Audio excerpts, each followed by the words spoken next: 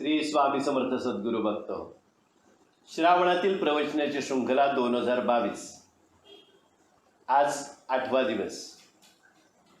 आपण श्री शंकर महाराज यांच्या चरित्रावर प्रवचन करत आहोत. इस प्रवचन में हमने शंकर महाराज के जीवन के ऊपर बहुत सारी अलग अलग बातें आज तक सुनी है और समझी भी है. अभी जो चल रहा है वो ज्ञान कोश है. फिर एक बार कल जैसे मैंने शुरुआत में बताया था, आज भी बताऊंगा कि अपने हृदय के कान बनाइए और इस प्रवचन को सुनिए. क्यों? क्योंकि अलग अलग बातें हम आपको इसमें बताते जाएंगे. कल ताई साहब जो है, जो अप्पा साहब मेहंदड़े, इनकी पत्नी, इनके कंठ पर अनामिका का स्पर्श कर कर शंकर महाराज ने आशीर्वादित स्वरूप उनको एक भेंट दी और दादा महाराज सातारकर ने उनको ज्ञानेश्वरी हाथ में रखकर ये बताया कि आज के बाद तुम इस ज्ञानेश्वरी का प्रसार करो. मुंबई से पूना वो वापस आ गए पति पत्नी और उन्होंने ज्ञानेश्वरी का पाठ अपने घर में, उनका जो वाड़ा था, राजमहल था, उसमें शुरू किया उन्होंने. इसका आशीर्वाद बैरिस्टर मेहंदड़े जो है उनको शंकर महाराज ने ताई साहिब को मिलने से पहले ही दिया था. ये सारी बातें हमने कल सुनी है. आज उसके बाद क्या हुआ उसके बारे में हम आपको बताना चाहते हैं. यहाँ पे ताई साहब जो है उनके मुख से असंख्य शब्द बाहर निकल रहे थे. इसकी जानकारी उनके मन में थी कि ये जो सारे शब्द है वो उनके नहीं है, साक्षात शंकर महाराज के है. वो सिर्फ एक माध्यम है, ये वो खुद जानती थे. सरदार मेहंदळे यांच्या वाड्यात आता हळूहळू भक्तांची गर्दी वाढत होती. सरदार मेहंदळे जो थे उनके इस महल में, इनके घर में जो वाड़ा था, उसमें धीरे धीरे भक्तों का तांता लगने लगा, भीड़ जमने लगी. प्रवचन, कीर्तन, भजन या कार्यक्रमासाठी लोग आनंदाने एकत्र येत असत. वहाँ पे प्रवचन होता था, कीर्तन होता था, भजन होता था. इसीलिए खुशी से सारे जो लोग इकट्ठा होने लगे. दर एकादशीस मोठ्या प्रमाणात संत संगतीचा कार्यक्रम चालत असे. एकादश जिसे कहते हैं, हर एकादशी को वहाँ पे बहुत बड़े तौर पर संत संगति का कार्यक्रम होता था. संत संगति यानी सत्संग जिसे हम कहते हैं, संतों का संग जहाँ पे मिलता है. संतों का संग सिर्फ उनके शरीरों रूप होने से नहीं होता है, उनके विचारधारा का जो अभ्यास भी हम करेंगे तो भी संतों का संग होता है. आपको अगर ये लगा कि सत्संग मतलब संत का संग मतलब वहाँ पे संत सब आते होंगे, इकट्ठा होते होंगे, जरूरी नहीं. सारे भक्तगण एकत्र होते थे. वहाँ पे ज्ञानेश्वरी का पाठ होता था. ज्ञानेश्वरी में ज्ञानदेव जो हमारे ज्ञानोबा माउली है, उनके शब्दों से वहाँ पे सारा ज्ञान कोश खुला होता था और मानो प्रतीत होता था कि वहाँ पे वह संत अपने जो शब्द है वो हमें दे रहे हैं, उनका संग हमें मिल रहा है. तो उनके ज्ञान स्वरूप का संग, इसको भी सत्संग कहा कहते हैं. प्रवचन का मतलब भी वही है, भजन का मतलब भी वही है. भजन में क्या होता है, किसको भजते हैं हम, वो जो उसमें लिखा हुआ जो ओविबद्ध जो भी सारा होता है, जो भजन कीर्तन में होता है, वह सारी जो चीज़ें हैं वो उस यति स्वरूप, उस संतों का सारा ज्ञान इकट्ठा करके हमें दिया जाता है. यहाँ पे भी वही होने लगा. 1941 पासून गोकुळाष्टमीचा सप्ताह सुरू झाला. 1941 से वहाँ पे गोकुळाष्टमी का सप्ताह भी शुरू हुआ. श्री शंकर महाराजांच्या कृपेने भगवान कृष्णांचा उत्सव सुरू झाला. श्री कृष्ण जन्म का उत्सव गोकुलाष्टमी जो है वो श्री शंकर महाराज की कृपा से वहाँ पे उत्सव शुरू हो गया। श्री कृष्ण हा अवतार पूर्णावतार मानला गेला आहे। श्री कृष्ण भगवान का अवतार कैसा है? पूर्णावतार, अर्धा अवतार नहीं है, मध्य अवतार नहीं है, यानी कम ज्यादा नहीं, पूर्ण अवतार से प्रकट हो गए थे श्री कृष्ण भगवान। भगवान श्री कृष्णाचे लीला लाघव हे नवरसांचे महातीर्थ बनले आहे। भगवान श्री कृष्ण जो है वो लीला लाघव है, यानी क्या? लीला नाटकी है। ये सारी जो लीला है वो करते कौन है? श्री कृष्ण ही करते हैं। तो उसमें क्या है? नवरस है, अलग अलग 9 रस, उसका महातीर्थ है।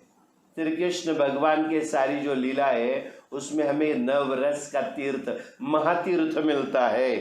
ते मानव जीवनाच्या रससुंदरतेचा त्यात स्वीकार केल्यामुळे तो अनंत असूनही शांत जीवनाचा सखा है।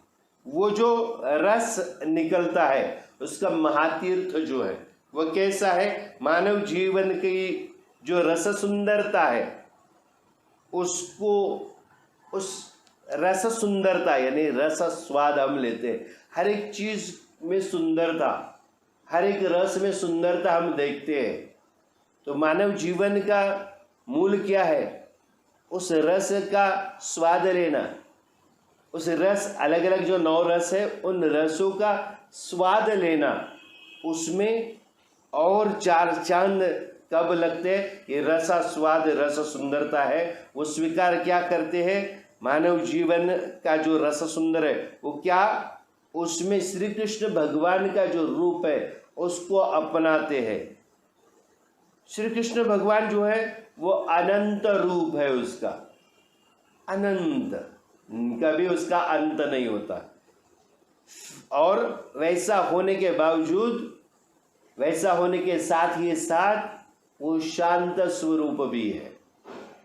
1972 पर्यंत म्हणजे 32 वर्ष गोकुळाष्टमीचा उत्सव मोठ्या थाटामाटाने साजरा झाला।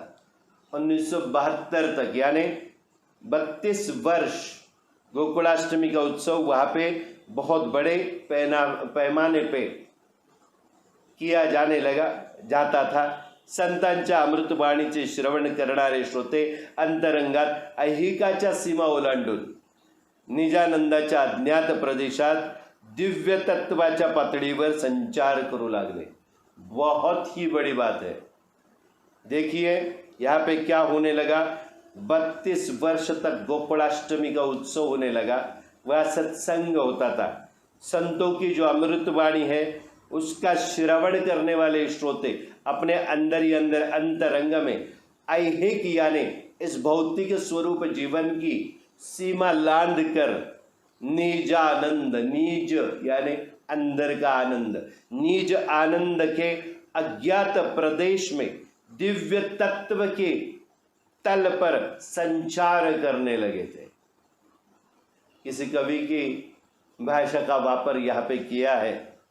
भक्तांच्या भाव सरोवरात प्रेम रूपी अष्टदळ कमल उमलून येऊ लागले व त्या अष्टदल कमलावर अष्टभावांचे रंग विलसू लागले। भक्तों का जो भाव सरोवर है, सरोवर यानी छोटा सा तालाब, सरोवर, जहाँ पे सृष्टि मानो दोलायमान हो गई है। सभी सृष्टि वसुंधरा जो अपनी पृथ्वी है उस सरोवर के नज़दीक बहुत अच्छी दिखती है। निसर्ग अपने सुंदरता के भाव प्रकट कर रहा है। ऐसा जो सरोवर है, भाव सरोवर, जो भक्तों के अंदर उमड़ रहा है, उसमें प्रेम रूप का अष्टदल कमल, कमल कैसा है? उसके 8 दल यानी 8 उसकी पंखुड़ियां है, वो अभी उमड़ रहा था और उस अष्टदल पे अष्टभाव के रंग दिखने लगे थे। भाव कितने हैं? 8 है। वो सारे रंग उसके दिखने लगे। महाराजांचे सानिध्याने भक्तांची भक्ती बहरात आली आणि परतत्वाच्या फुलोऱ्याने खेडोखेडी डवरली। अभी महाराज का जो सानिध्य था उसमें भक्ति धीरे धीरे उमड़ रही थी। और परतत्व, परम तत्व जो है, परतत्व यानी हम तत्व जानते हैं लेकिन उससे भी परे एक तत्व है, उसको परतत्व कहा जाता है। उसका फुलोरा यानी जैसे फूल खिलता है उसका फुलोरा हम कहते हैं, वैसे वो अभी खिलने लगा था। महाराज अनेकांच्या तप्त हृदयावर करुणेची दृष्टी करत होते। सारे जो समाज में लोग होते हैं, भक्त होते हैं, उनके हृदय कैसे तप्त यानी तपे हुए हैं, उसमें करुणा की वृष्टि महाराज कर रहे थे। यानी करुणा सागर है, वो करुणा की वृष्टि कर रहे थे, यानी करुणा का सागर उमड़ रहा था। अनेकांच्या अंधारलेल्या जीवनात कृपेचा प्रकाश पसरत होते। महाराज क्या कर रहे थे? बहुत सारे लोगों के जीवन में अंधेरा ही अंधेरा था, वहाँ पे प्रकाश फैला रहे थे महाराज। अनेकांच्या पातकांचे हलाहल नीळकंठाप्रमाणे स्वतःच पचवीत होते। अनेक जो भक्तगण थे उन्होंने जन्म में अनेक जन्म में पातक यानी पाप किए थे, उनका हलाहल, हलाहल मतलब जहर, विष ज्याला आपण म्हणतो ते हलाहल नीलकंठाप्रमाणे, नीलकंठ मतलब कौन? साक्षात शिव भगवान। हलाहल मतलब जहर, विष जो समुद्र मंथन के वक्त निकला था, तो हमारे शिव भगवान ने उसको पिया था।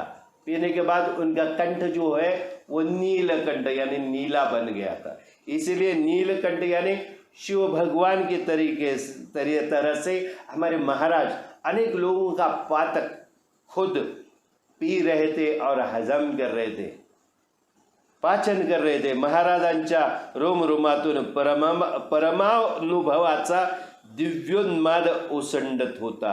नेत्रातून जगन्मातेचे वात्सल्य बरसत होते। मुखावर अपार शांतीचे चांदणे पसरले होते व स्पर्शातून आत्म्यांना जागवणारे संजीवन पाजरत होते। पहा, महाराजांनी संपूर्ण भूतलावर अवतरल्यानंतर संपूर्ण सृष्टीचा कायापालट कसा केला। महाराजांच्या रोम रोमातून, उनके रोम रोम से महाराज के परमानुभव जो है, परम का अनुभव, उसका दिव्योन्माद, उन्माद जो होता है यानी एक ऐसी परम अवस्था, दिव्य दिव्य भव्य की परम अवस्था, उसको दिव्योन्माद कहा गया है। वो निखर रहा था, निकल रहा था नेत्र यानी आंखों से जगन माता का वात्सल्य, यानी जगन माता मतलब जगत की माता जो है उसका प्यार, उसकी ममता उमड़ रही थी। मुख पर अपार शांति थी और उनके स्पर्श में हर एक आत्मा जो है उनको संजीवन प्राप्त हो रहा था। आत्मा जो है उनको संजीवन प्राप्त होना, आत्मा यानी शरीर नहीं है, शरीर एक घर है जिसमें किराए पर यह आत्मा आकर रुका है। उस आत्मा को संजीवन, शरीर को संजीवन नहीं। शरीर का मृत होने के बाद संजीवन देना यानी मृत शरीर को जागृत करना। हमें इस प्रवचन के जरिए, इस ज्ञान कोश के जरिए क्या करना है, याच्यातून आपल्याला काय करायचंय? आपल्याला संजीवन प्रदान करायचे। कोणाला? आपल्या आत्म्याला। हा आत्मा जन्मोजन्मी पुन्हा पुन्हा जर जन्म घेत असेल तर तो नवीन नवीन शरीर घेतोय, नवीन नवीन घर बदलतोय, पण या आत्म्याला, मूळ आत्मत स्वरूप आहे, त्याला संजीवन प्राप्त करून देणारे आपले सद्गुरु आहेत। हा महान विचार है। ये जो विचार है वो बहुत बड़ा है, महान है। हम इस शरीर को संजोने में लगे हुए हैं। शरीर ही सब कुछ है। इसमें जो चल रहा है, इसमें जो घट रहा है, वही हमें लग रहा है वो सच है। हम शरीर के ऊपर पूरा वक्त बिता देते उसको सजाने में, लेकिन आत्मा के बारे में क्या? उस आत्मा को संजीवन प्राप्त करके देने वाले हमारे साक्षात शंकर महाराज वहां पर उपस्थित थे। महाराजांचा संचार नेहमीच सर्वत्र चालू असायचा. उनका संचार यानी उनका घूमना हर जगह पे हमेशा चालू रहता था. अनेकांना मार्गदर्शन करायचे, त्यांचे कार्य अखंड चालू असायचे. बहुत सारे जो भक्त मिलते थे उनको मार्गदर्शन करने का जो उनका महत् कार्य था वो हमेशा चालू था. माळीनगरला एक कारखाना बांधण्याचे काम चालू होते. माळीनगर जो है वहाँ पे एक कारखाना बांधने का काम चालू था. खूब प्रयत्न करून सुद्धा बांधकाम पूर्ण होईना. बहुत प्रयास करने के बाद भी इस कारखाने का बांधकाम नहीं हो रहा था, रुका पड़ा था. त्यावेळी अचानक श्री शंकर महाराज तिथे येऊन हजर झाले. अचानक शंकर महाराज जहाँ पे वो कारखाना बंद रहा था, उसका काम नहीं चल रहा था, वो बंद मतलब पूरा नहीं हो रहा था उसका बांधकाम, वहाँ पे शंकर महाराज अकस्मित प्रकट हो गए. ते म्हणाले, तुम्ही किती प्रयत्न केलात तरी या कारखान्याचे काम पूर्ण होणार नाही. उन्होंने कहा, आपने कितने भी प्रयत्न किए, कितनी भी कोशिश की, फिर भी इस कारखाने का बांधकाम पूरा नहीं होगा. प्रथम बांधकाम स्थगित करा, पहले इस बांधकाम को रोक दो. अचानक ऐसी कौन सी बात हुई? महाराज ने आकर ऐसा क्यों कहा? या ठिकाणी तुम्हाला गहनीनाथांच्या पादुका सापडतील, त्याची योग्य व्यवस्था करा, पूजा करा व पुन्हा बांधकाम कामास सुरुवात करा, तरच ते पूर्ण होईल. महाराज आकस्मिक प्रकट हो गए. उन्होंने बोला, ये बांधकाम इधर ही रोक दो और तुम्हें इसी जगह पे जहाँ पे बांधकाम हो रहा है वहाँ पे गहनीनाथ जो है, हमारे नवनाथों में गहनीनाथ, हमने जैसे मच्छिंद्रनाथ के बारे में, उनकी धुनी के बारे में इसी प्रवचन में आपको बताया था. अभी यहाँ पे गहनीनाथ की पादुका कहाँ पे है ये महाराज को ज्ञात था. उन्होंने आकर बांधकाम रोक दिया. उस गहनीनाथ को की पादुका वहाँ से निकालो, उसकी अच्छी तरीके से पूजा करो और उनकी अच्छी व्यवस्था करो, अच्छी तरीके से उसको रखो और फिर बांधकाम आप शुरू करो, तभी वो बांधकाम पूरा होगा. लोकांनी तक्षणीच बांधकाम थांबवले. जमीन उकरून पाहिले तर तिथे खरोखरच गहनीनाथांच्या पादुका निघाल्या. त्यांची स्थापना करून पूजा अर्चा सुरू झाल्यावर मात्र कारखान्याचे बांधकाम वेगाने पूर्ण झाले. अभी सचमुच काम रोका गया. लोगों ने वहाँ पे और थोड़ी सी खुदाई की तो सच में वहाँ पे गहनीनाथ की पादुका मिली. उन्होंने अच्छी व्यवस्था करके उनकी स्थापना की, पूजा अर्चा की, फिर बांधकाम शुरू किया और तुरंत वो बांधकाम पूरा हो गया. महाराज संबंधितांना अहंकाराचे रूप स्पष्ट करून सांगायचे. महाराज जो है उनके संबंधित जो लोग थे उनको अहंकार का रूप स्पष्ट करके बताते थे. संबंधित कहा गया है मतलब क्या? रोज आने वाले भक्तों का तांता अलग था, लेकिन ऐसे दिव्य शक्ति के इर्द गिर्द जो रोज लोग रहते थे वो उनके संबंधित लोग बन जाते थे.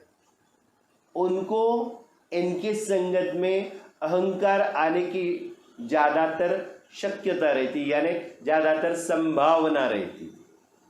इसीलिए सारे जो संबंधित है उनको अहंकार का स्पष्ट रूप वो बताते थे. एकदा का हृदयात अहंकार अंकुरित झाला की त्याचा विशाल वृक्ष फोपावण्यास वेळ लागत नाही. एक बार अगर वो बताते थे हृदय में अहंकार का बीज बोना शुरू हो गया तो उसका विशाल वृक्ष होने में वक्त नहीं लगेगा. हळूहळू अहंकार आपल्या सर्व जीवनावर अधिराज्य गाजवतो. धीरे धीरे अहंकार अपने पूरे जीवन में राज्य करने लगता है, वो अपनी सत्ता बना लेता है. आपला अहंकार कमी झाला तर अनेक समस्या सुटतील. महाराज बताते थे आप अगर अपना अहंकार जो है वो अगर कम हो गया तो क्या होगा? अनेक जो समस्याएं हैं जीवन की वो अपने आप सुलझने लगेगी. अहंकार वाढला तर समस्या वाढतील, अहंकार बढ़ गया तो समस्या अपने आप बढ़ती जाएगी. म्हणून कसल्याही प्रकारचा अहंकार बाळगू नये. इसलिए क्या कहा उन्होंने, किसी भी तरीके का अहंकार अपने मन में पालना नहीं चाहिए. आजपर्यंत मानव समाज किती निर्माण झाला व किती नष्ट झाला, कोणाचे काही या जगात चालत नाही. आज तक कितना मानव समाज पैदा हुआ और नष्ट हुआ, यहाँ पे किसी का कुछ भी नहीं चलता. काळाच्या सत्तेला जिंकायचं असेल तर प्रथम आपल्यातील अहंकार जिंकला पाहिजे. ये जो समय है, काल है, वो चलता रहता है, वो अपना राज्य चलाता रहता है, वो रुकता नहीं है. लेकिन अगर उसकी सत्ता को जीतना है तो पहले अपने अंदर जो अहंकार है उसको जीतना पड़ेगा. अहंकारामुळे विश्वाकडे पाहण्याची आपली दृष्टी संकुचित बनते. अब ये जो विश्व है, ये ब्रह्मांड है, ये सारी दुनिया है, उसकी तरफ देखने का नजरिया अगर हमारे अंदर भीतर अहंकार है तो मैं हो जाएगा, मैं सबसे बड़ा. लेकिन ये विश्व, ये ब्रह्मांड कितना बड़ा है, वो देखने का हमारा नजरिया जो है वो खराब हो जाएगा, क्योंकि हमारे में अहंकार है.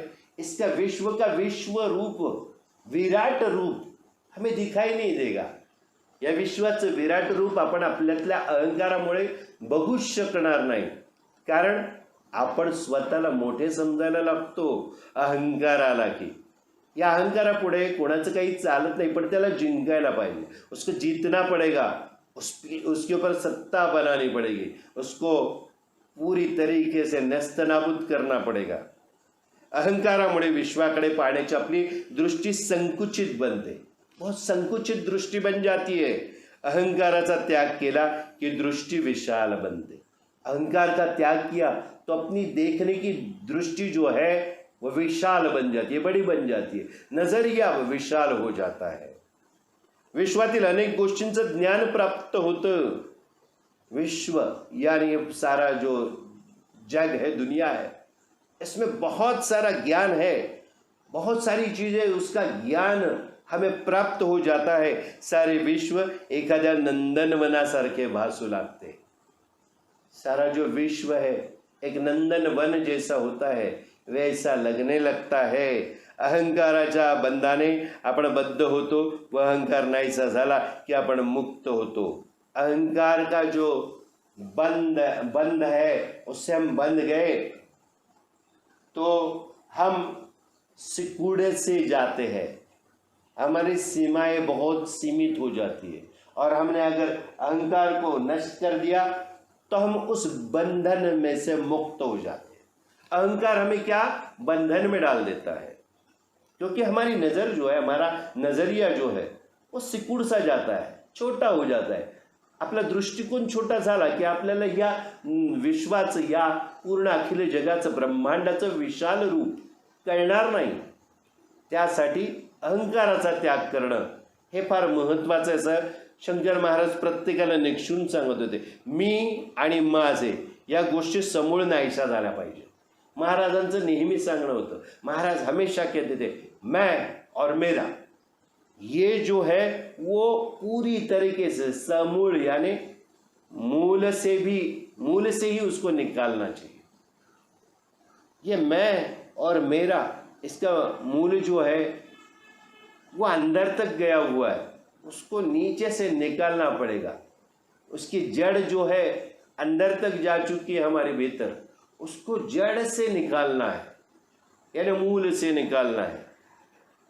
असे झाले की आपण दुसऱ्याच्या सुखासाठी प्रयत्न करू लागतो. ये जो अहंकार की जो जड़ है पूरी तरीके से निकल गई अपने जीवन से, तो हम क्या करने लगते हैं, दूसरों के सौख्य सुख के लिए, दूसरे की सुख की कामना के लिए हम जीना शुरू कर देते हैं. आणि दुसऱ्याच्या सुखाचा प्रयत्न सुरू झाला की अंतर्मनातून आनंदाच्या लाटा प्रकट होऊ लागतात. जब हम खुद के छोड़ के, अपने छोड़ के दूसरे के सुख के लिए काम करने लगते हैं तो हमारे अंतर्मन से आनंद की लहरें निकलने लगती है. प्रपंच व परमार्थ या दोन्हीतही प्रसंगी अहंकार निर्माण होऊ शकतो. प्रपंच और परमार्थ. प्रपंच मतलब हमारा जीवन, ये घर गृहस्थी संसार जो भौतिक चीज है, प्रापंचिक जिसे कहा जाता है वह प्रपंच. और परमार्थ, परम का अर्थ यानी अर्थ हमारे जीवन को है, उससे भी परे एक अर्थ है जिसको परमार्थ, जो सबसे बड़ा है, परम है, ऐसा परमार्थ. इन दोनों में कभी कभी ऐसा प्रसंग आता है, ऐसा वक्त आता है कि उसमें अहंकार निर्माण हो सकता है. यानी आप अगर सोचेंगे कि पारमार्थिक जीवन में यानी आध्यात्मिक जीवन में अहंकार प्राप्त नहीं होता, अहंकार उमड़ता नहीं है, ऐसा नहीं है. जैसे प्रपंच में, हमारे भौतिक जीवन में हम जो रोज जीते हैं उसमें अहंकार तो आता ही है, ये तो हम समझ ही लेते हैं, समझ के ही चलते हैं. लेकिन प्रपंच के साथ परमार्थ में भी अहंकार आ सकता है. कैसे और उससे क्या होता है? त्यामुळे माणसाने अत्यंत विचारपूर्वक जीवनाची वाटचाल केली पाहिजे. क्या होता है, परमार्थ में हम जो आराधना साधना करने लगते, धीरे धीरे मैं उसमें भी आ जाता है. मैं ये साधना कर रहा हूँ, मैं फला साधना कर रहा हूँ, मैं ऐसी साधना, मैं ऐसी आराधना कर रहा हूँ, मैं भगवान की ये भक्ति कर रहा हूँ, मैं इस भगवान को मानता हूँ. ये करते करते करते करते हम द्वैत में जाते और फिर हमें अहम आ जाता है, अहंकार आ जाता है. फिर परमार्थ में अहंकार आ गया. प्रपंच में तो आता ही है, मैंने ये किया, मैंने घर बनाया, मैं इतनी शिक्षा मैंने प्राप्त की, मैं ये नौकरी कर चुका हूँ, मैंने ऐसा व्यवसाय किया है, मैंने इतना धन कमाया. ये सारा जो अहंकार है ये प्रापंचिक अहंकार है. परमार्थ में साधना के ऊपर गर्व अहंकार आना, मैं बड़ा, मुझसे बड़ा न कोई, ये परमार्थ में भी आ सकता है. तो इन दोनों में क्या होता है, ये अहंकार आ गया तो सब नष्ट होने लगता है. प्रपंच भी नष्ट हो सकता है, प्रापंचिक सुख भी नष्ट हो सकता है अहंकार से. और पारमार्थिक सुख, पारमार्थिक जो हमने कमाया है वो भी नष्ट हो सकता है. इसीलिए क्या करना चाहिए, अत्यंत विचारपूर्वक जीवन का जो सफर है वो करना चाहिए. जीवनाची वाटचाल, जीवन का सफर जो है बहुत सजगता से करनी चाहिए, अत्यंत विचारपूर्वक करनी चाहिए. प्रपंच करताना माणसाला वाटते की मी कष्टाने पैसा मिळवला असल्यामुळे त्याच्यावर माझा कायमचा हक्क राहणार आहे. मैंने पहले ही बताया, प्रपंच करते वक्त, गृहस्थी करते वक्त सबको लगता है कि मैंने इतने मेहनत से पैसा कमाया है, इसलिए उस पर सिर्फ मेरा और मेरा ही हमेशा हक रहने वाला है. पैसाच माझे जीवन सर्वार्थाने आनंदी करू शकेल या अहंकारात तो वाटचाल करत राहतो. उसके जीवन का सफर कैसे होता है, उसको ये लगता है कि सिर्फ पैसे से मैं सब खरीद लूं और उससे ही मेरा जीवन सुखकर होगा और सब आनंद सौख्य प्राप्त मेरे को पैसे से ही होने वाला है. सर्वार्थाने तो आनंदी फक्त पैशानेच होऊ शकतो, सिर्फ पैसे से ही वो खुशी खरीद सकता है, ऐसा उसको लगने लगता है. और उसी अहंकार में वो उसका उस जीवन में सफर चलता रहता है. माझी पत्नी, माझी मुले, माझे घरदार याचा अहंकार निर्माण होत असतो. मैंने पहले ही बताया, मेरी पत्नी, मेरे बच्चे, मैंने घर बनाया, ये मेरा घर सब कुछ, ये क्या करता है, अहंकार निर्माण करता है. व त्या विचाराने तो जगत असतो, उसी विचार में वो जीता रहता है. अनेकांचे प्रपंच निर्माण झाले व नष्ट झाले याचे भान मात्र त्याला नसते. ऐसे सारे लोग, कितने अनेक जीव इस भूमि पर जन्म लिए, उन्होंने प्रपंच किए और उनके प्रपंच नष्ट भी हुए. ऐसे कितने प्रपंच, कितने घर गृहस्थी हुई और वो नष्ट भी हुई है. इसका भान है, इसका ज्ञान उसको नहीं रहता है. वो खुद बनाता है तो लगता है कि ये सब मैंने पैदा किया है. तसेच प्रपंचातून माणूस परमार्थात आला की त्याला परमार्थाचा अहंकार बांधून टाकतो. प्रपंच घर गृहस्थी और ये सारी जो आर्थिक चीज़ें जो है, विषय सुख जो है, उसमें से जो परमार्थ में जब वो आता है तब क्या होता है, उसको परमार्थ का भी अहंकार उसको जखड़ देता आहे. त्याला बांधून टाकतो. मी जपजाप्य करतो, माझा जप एवढा झाला त्यामुळे मी श्रेष्ठ, मी यात्रा करून आलो, मी धर्मग्रंथाचे वाचन करतो, मी अमुक गुरु केलेत, गुरुला वाटतं माझे अनेक शिष्य आहेत व फक्त मलाच परमार्थ कळतो, इतरांना कळणार नाही, मला परमार्थाचा अनुभव आला तेवढाच परमेश्वर आहे, त्यापेक्षा मोठा परमेश्वर नाही, असे त्याला पदोपदी वाटू लागते. अभी परमार्थ में क्या होता है देखिए, मैंने पहले ही बताया है, फिर भी अभी एक एक करके मैं आपको समझाता हूँ.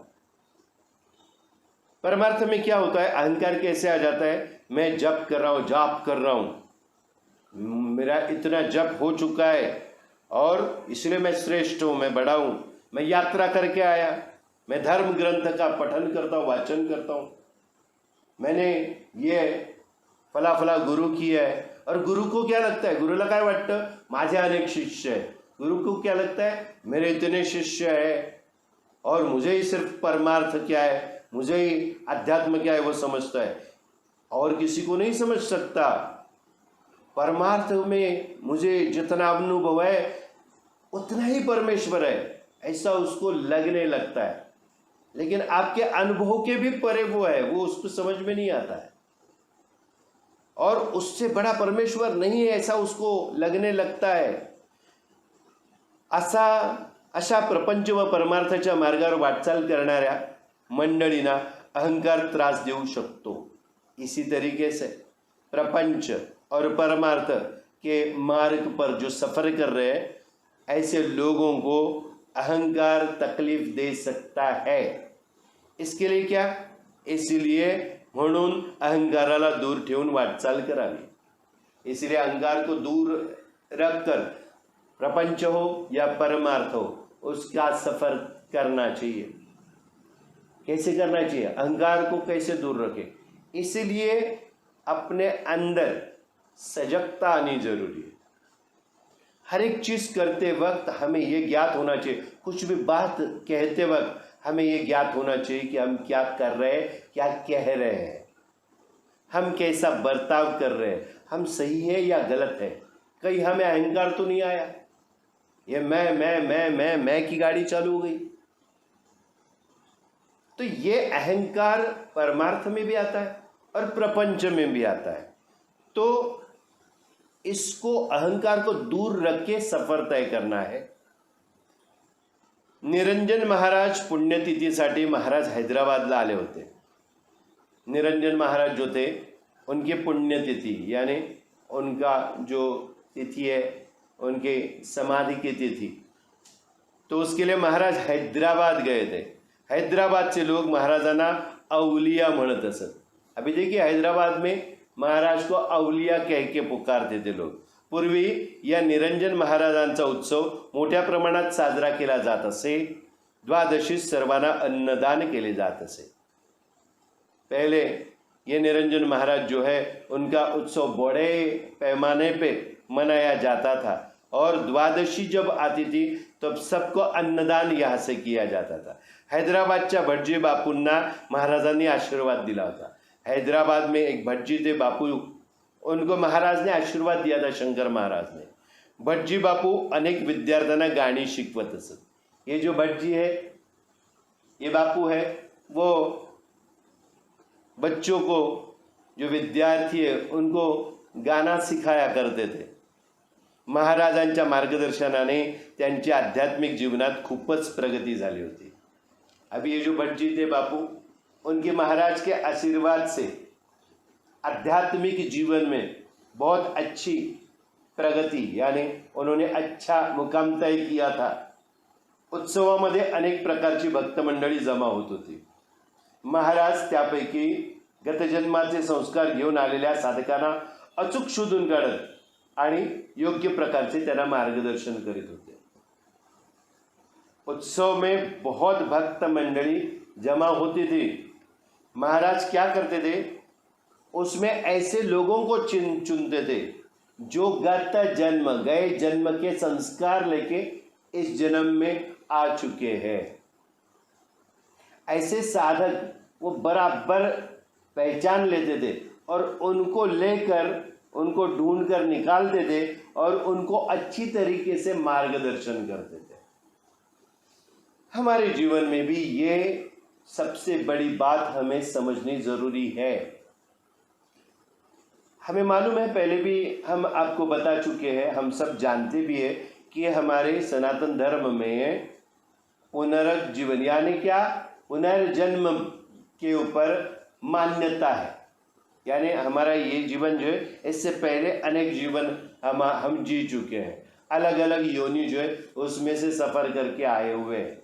तो पहले जन्म में जो है उनके ऊपर जो संस्कार हुए उनके चित्त पे लिखे जा चुके हैं। चित्त यानी क्या, चित्त यानी संचित, यानी जहाँ पे संचय किया जाता है, जमा किए गए सारे संस्कार अलग अलग जीवन में उनके ऊपर जो हुए हैं वो लेके पैदा जो होते हैं। महाराज तो सब कुछ जानते हैं, ब्रह्मांड नायक है, यतिवर्य है, वो ऐसे भक्तों को, ऐसे लोगों को अचूकता से पहचान लेते थे और उनको लेके उनको मार्गदर्शन करते थे। हमारे जीवन में हमने जो सफर आज तक तय किया है और पहले जन्म में भी जितना सफर हम कर चुके हैं, उसमें अलग अलग तरीके से हमारे ऊपर संस्कार हो चुके हैं। उन संस्कारों के भांति हम चलते हैं, उसी तरीके से हम अपना जीवन जीते हैं। लेकिन हमें ये ज्ञात नहीं होता है कि हमारा चाल चलन ऐसा क्यों है, हमारा बर्ताव ऐसा क्यों है। इसके लिए क्या है, इसके लिए पहले जन्म में जो कुछ हुआ है वो संस्कार जो है वो उसका कारण है।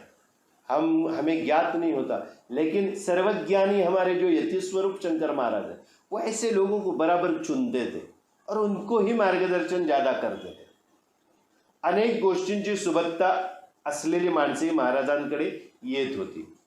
सुबत्ता यानी क्या, मुबलकता, यानी बहुत सारी चीजें एक ही व्यक्ति के पास होना, यानी पैसा है, ज्ञान है, अलग अलग तरीके की सुबत्ता होना। ऐसे अनेक जो लोग महाराज के पास आते थे, काही कमतरता नव्हती, परंतु आणखी हवे ही हाव थांबलेली नव्हती। ऐसे जो लोग पूरे सुबत्ता यानी सारी घर गृहस्थी संपत्ति सब कुछ है, फिर भी और चाहिए, ऐसी मन में हाव रख के आने वाले लोग भी महाराज के पास आते थे, जिनकी जो हवस है वह अभी खत्म नहीं हुई, रुकी नहीं है। त्यामुळे ही मंडळी असमाधानी होती। और ये जो आसक्ति है, जो लालसा है, ये जो खत्म नहीं हुई है, ऐसे लोग कैसे रहते हैं, असमाधानी। समाधान यानी तृप्तता इनके जीवन में नहीं रहती है। अशा मंडळींची कान उघाडणी महाराज योग्य प्रकारे करीत असत, एक अलग तरीके से और योग्य प्रकार से इनके कान खोलते थे महाराज। सब कुछ है तुम्हारे पास, फिर भी और चाहिए, पहले जो है उसको तो जी ले, और चाहिए, मेरे पास ये है, मुझे और चाहिए, और धन चाहिए, और ये चाहिए, बहुत कुछ, ये आसक्ति चालू रहती थी। ऐसे लोग जब महाराज के पास आते थे तो महाराज उनके कान अच्छी तरीके से खोल देते थे। भौतिक साधनांच्या साह्याने समाधान मिळू शकणार नाही। भौतिक चीजें जो है उनकी सहायता से, उन साधनों की सहायता से किसी को भी सही मायनों में समाधान नहीं मिलता है, मिल नहीं सकता। कारण त्याला शेवटचे टोक नाही, पूर्ण विराम नाही। ये जो अपेक्षा है वो कभी खत्म होने वाली नहीं है, ये आसक्ति है, इसको अंत नहीं है। उसका आखिरी जो टोक है, आखिरी जो छेड़ा है वो मिलता ही नहीं है, क्योंकि खत्म होने वाली चीज नहीं है। आपल्या अपेक्षाच्या, ज्या आपल्या मागण्यांच्या जी उत्कटता असते किंवा जी हवस असते, जी लालसा असते, त्याचं शेवटचं टोक कधीच मिळत नाही, न संपणाऱ्या गोष्टी आहेत या, त्याला पूर्णविराम नाही, उसको पूर्णविराम नहीं है. आपल्या संपत्तीच्या इच्छेला मर्यादा दिसत नाही. संपत्ती की इच्छा जो है उसको मर्यादा नहीं होती. किती संपत्ती मिळाली म्हणजे माणूस समाधानी होईल हे मुळीच सांगता येत नाही. संपत्ति कितनी चाहिए, कितने मिलने के बाद वो इंसान, वो मनुष्य समाधानी हो सकता है, ये कुछ बता ही नहीं सकते. अनगिनत है ये. समाधान हा वृत्तीचा गुण आहे, देहाचा नाही. समाधान ये वृत्ति है, देह से कोई संबंध नहीं उसका. देह यानी शरीर, शरीर को सजाना, शरीर को खिलाना, ये सारी जो चीज़ें हैं ये कभी ख़त्म नहीं होने वाली है. आज एक घर मिला और मुझे बड़ा घर चाहिए, उससे बड़ा घर चाहिए, अब ये घर बड़ा है लेकिन ऐसा नहीं है वैसा चाहिए. ये सारी चीज़ें ख़त्म नहीं होने वाली, क्योंकि है तो घर. जैसे शरीर अपना घर है, इस घर पे ये आत्मा किराए पे आई हुई है और बड़ा बनाना है वर्जिश करके, ऐसा शरीर चाहिए. तो ये सारा क्या है, शरीर को सजाना, उसको उसकी वर्जिश करना जरूरी है ना, ऐसा नहीं है, लेकिन कितना, उसकी एक हद होनी चाहिए. हर एक चीज का अंत होना चाहिए, उसकी हवस का अंत होना चाहिए, लालसा का अंत होना चाहिए. तो ये देह का गुण नहीं है, ये वृत्ति का गुण है. समाधान, समाधान वृत्ति से मिला, बस तृप्त हो गए. हरण जसे मृगजळाच्या पाठी धावत असते, तसे आपणही भौतिक गोष्टींच्या, भौतिक सुखाच्या मागे धावत असतो. त्या साधनांच्या, मृगजळाच्या पाठीमागे धावत असतो. मैंने जैसे पहले बताया, मृग जल, मृग यानी हिरण, हिरण जैसे उस पानी की लालसा से, पानी पीने की लालसा से दौड़ता रहता है, हम लोग भी वैसे ही है. सामने जो दिख रहा है वो शायद संपत्ति है जो हमें चाहिए लालसा में, वो हम पाने के लिए उस हिरण के जैसे उसके पीछे दौड़ते रहते हैं. और वो जो भौतिक सुख है, उसके जो साधन है, वो मृगजल जैसा हमें लगता है और हम उसके पीछे जिंदगी भर दौड़ते रहते हैं. हे मृगजळ आहे याची कल्पना असून सुद्धा आपण धावण्याचे काही थांबवत नाही. जीवनासाठी काही भौतिक गोष्टींची जरूरी आहे, पण त्याला मर्यादा हवी. हमें मालूम है ये मृगजल है, फिर भी हम इसके पीछे दौड़ते रहते हैं. हमें एक ज्ञात है, हम जानते हैं, आपल्याला माहीत आहे हे मृगजळ आहे, इतकं धावलं नाही पाहिजे, हे आपल्याला माहीत असतं. कुठेतरी अंतरात्मा आपल्याला हे सांगत असतो. हमारी अंतरात्मा हमें ये बताती रहती है, ये मृगजल है, इसके पीछे दौड़ना नहीं चाहिए, फिर भी हम रुकते नहीं हैं, फिर भी हमारी दौड़ चालू रहती है. उसको मर्यादा होनी चाहिए. जीवन के लिए कुछ भौतिक चीज़ों की ज़रूरत है, लेकिन क्या, कितनी, कहाँ तक जाएगी, उसको मर्यादा होनी ज़रूरी है. आपण तीव्र लालसेला संयमित केले तरच समाधान लाभू शकेल. ये तीव्र ऐसी लालसा है, इसको मर्यादित करेंगे तो ये हमें समाधान की प्राप्ति होगी. ज्याप्रमाणे आपली हाव वाढते त्याप्रमाणे आपले असमाधान वाढीस लागते. जैसे जैसे अपनी हवस बढ़ती रहती है, वैसे वैसे हम असमाधान में खींचे चले जाते हैं, असमाधान बढ़ते जाता है. जन्मोजन्मी आपण असेच अनुभव घेत आलो आहोत. जन्म जितने हुए, जितने बार हमने जन्म लिया है, इसी असमाधान का हमने सामना किया है. क्यों ऐसा अनुभव हमने क्यों लिया बार बार? तरीही आपण अनुभवाने शहाणे होऊन आपल्या इच्छांना नियंत्रित करू शकत नाही. इतनी जन्मोजन्म में हमने अनुभव लिया है कि लालसा, कामना जो है उसके पीछे भाग के समाधान को खोकर असमाधान में लिप्त होकर हम रहते हैं. इस अनुभव से हम सियाने नहीं बन रहे, कुछ भी हम सीख नहीं ले रहे और इन इच्छाओं को नियंत्रित नहीं कर सक रहे. हे शक्य का होत नाही आपल्याला. याच्यावर नियंत्रण करणं. आपल्या असमाधानाला आपण आपल्या अतृप्त इच्छा, तीव्र लालसा याच कारणीभूत आहेत. हे एकदा कळले की आपण त्यांच्यावर ताबा मिळवू शकू. म्हणून आपण असमाधानी का आहोत याचा आपणच विचार केला पाहिजे व आपणच आपल्या इच्छांना नियंत्रित केले पाहिजे. अभी कैसे असमाधान का सामना कर समाधान की प्राप्ति करनी है. शंकर महाराज ने कितनी अच्छी तरीके से बताया है. आपल्या असमाधानाला आपल्या अतृप्त इच्छा, तीव्र लालसा याच कारणीभूत आहे. हे एकदा कळले मतलब क्या, हमारा जो असमाधान है उसका क्या कारण है, हमारी अतृप्त इच्छा है, तीव्र लालसा है, यही उसका कारण है. एक बार हमें समझ में आया तो उसके ऊपर हमारा कंट्रोल यानी वो अपने काबू में आने चाहिए. और फिर हमें असमाधान क्यों प्राप्त हो रहा है, हम असमाधानी क्यों है, इसका खुद ही खुद विचार करना चाहिए. और हमारी जो इच्छाएं है वो खुद ही हमने उसको नियंत्रित करनी चाहिए. ये नियंत्रण किसके हाथ में है, ये नियंत्रण हमारे खुद के हाथ में है. ये नियंत्रण किया शंकर महाराज ने यही बताया है. हमें ये पहिले ज्ञात होना चाहिए, आपल्याला हे समजलं पाहिजे की आपल्या इच्छा, वासना, अपेक्षा ज्या आहेत त्या अतृप्त आपल्याला करतायत, समाधानी ठेवतायत. त्याचं कारण काय आहे आणि काय का आपण असमाधानी आहोत याचा आपण विचार केला पाहिजे आणि आपणच आपल्या इच्छांना, अपेक्षांना नियंत्रित केलं पाहिजे. हे शक्य है, ये हो सकता है. हमारी इच्छाओं को नियंत्रित करना चाहिए, उसका कारण ढूंढना चाहिए. हम असमाधानी क्यों है. समाधानाचा मुकुट हा डोक्यावर नसतो तर तो आपल्या हृदयात असतो. ये मुकुट जो पहनते हैं समाधान का, वो मुकुट अपने सर पर नहीं होता है, अपने हृदय में होता है.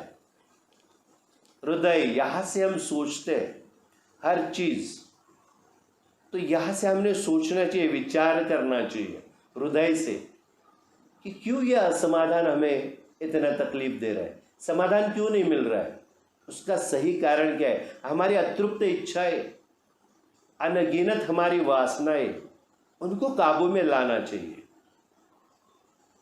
जो नहीं चाहिए उसका त्याग करना चाहिए. समाधानाचा मुकुट डोक्यावर नसतो, आपल्या हृदयात असतो. अनेक राजांच्या डोक्यावर जड जवाहराने मढवलेले मौल्यवान मुकुट असतात. बहुत सारे राजा जो रहते हैं, राजे जो रहते हैं, उनके सर पर जड़ जवाहिर से जड़े मुकुट रहते हैं, परंतु समाधान नसते. लेकिन समाधान नहीं होता है, म्हणून ते फक्त नावाचे राजे, इसलिए वो सिर्फ नाम के राजा होते हैं. ज्यांच्या हृदयात समाधानाचा मुकुट आहे तेच खरे राजे. जिनके हृदय में समाधान का मुकुट है वो सबसे बड़े राजा कहलाते हैं. हमें इससे क्या मिलता है, हमें इससे यही सीख मिलती है कि जीवन की लालसा जो है, असमाधान हमें उससे मिलता है. समाधान, संतुष्टता. समाधान मतलब क्या, संतुष्टि अपने जीवन की. कितना मिला, धन कितना मिला, प्रेम कितना मिला, हर एक चीज की एक सीमा होती है. हमारे जीवन में वो परिमाण बना के रखना चाहिए. और थोड़ा सा भी ज़्यादा हम अगर कामना करने लगे, हमारी इच्छाएं अगर बढ़ने लगी, तो उसको वहीं पे रोक देना चाहिए, उसको काबू में लाना चाहिए. ये काबू में लाना बहुत मुश्किल है, लेकिन हो नहीं सकता, ऐसा नहीं, नामुमकिन बिल्कुल नहीं है, ये मुमकिन है. क्यों, क्या करना चाहिए, हर वक्त जब हम दिमाग से सोचते हैं, ये मुकुट सर पे नहीं हृदय में होना चाहिए. इसका मतलब मैं आपको समझाता हूँ.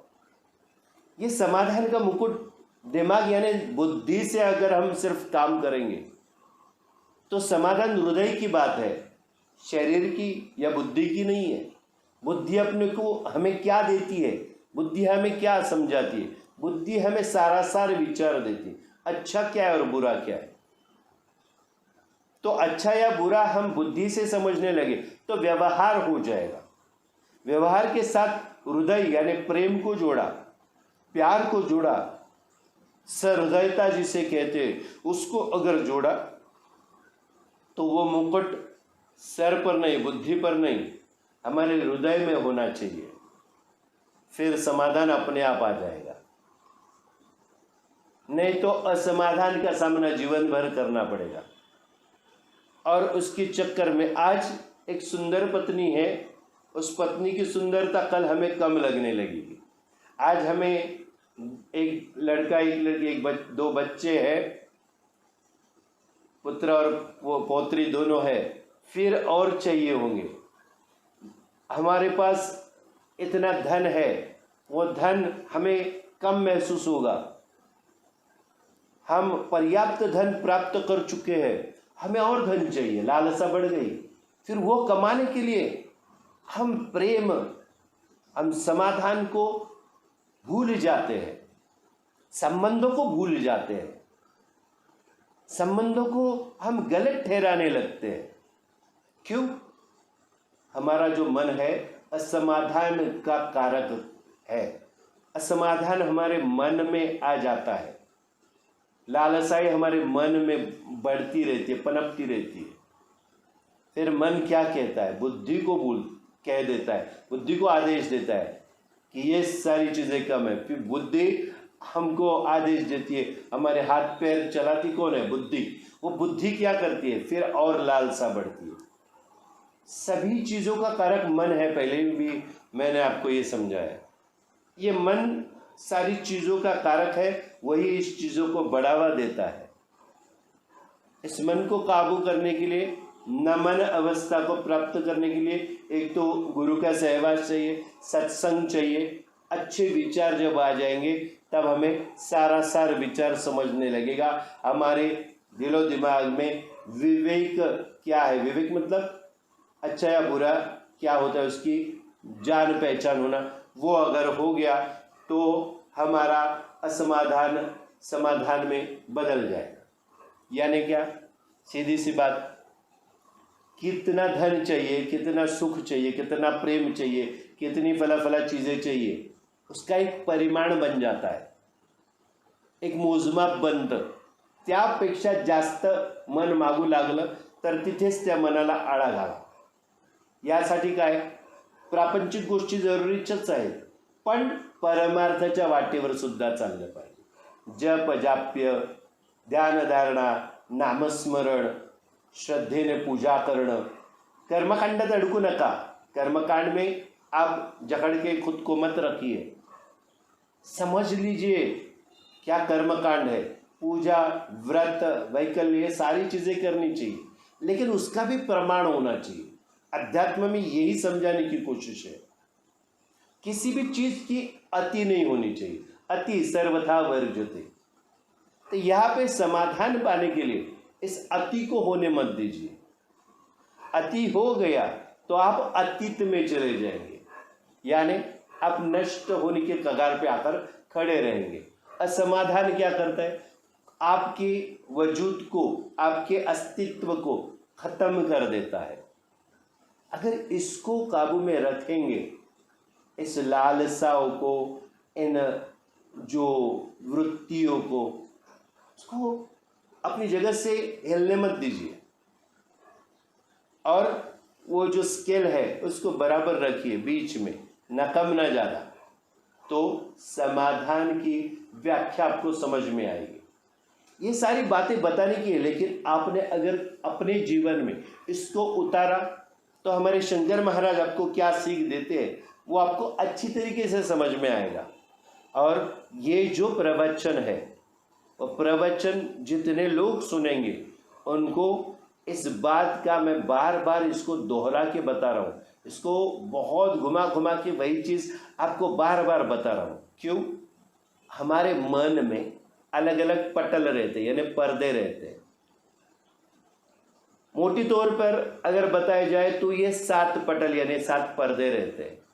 हम जो अभी सुन रहे हैं वो बाह्य तौर का जो पटल यानी पर्दा है उससे सुन रहे हैं।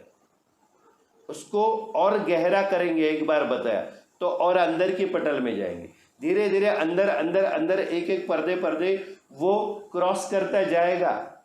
जितने बार हम बार बार दोहराएंगे उतने बार बार आपको लगेगा क्यों बार बार इसको दोहराया जा रहा है। असमाधान, समाधान, अपनी वृत्ति, लालसा, ये सारी बातें अलग अलग तरीके से क्यों समझाई जा रही है। यही प्रवचन के मायने है। प्रवचन इसीलिए किया जाता है, इसीलिए आप श्रवण ध्यान कर रहे हैं, सुन रहे हैं, श्रवण कर रहे हैं, ताकि आपके जीवन में आपके मन के 7वें पटल यानी 7वें पर्दे तक वो पहुंच जाए।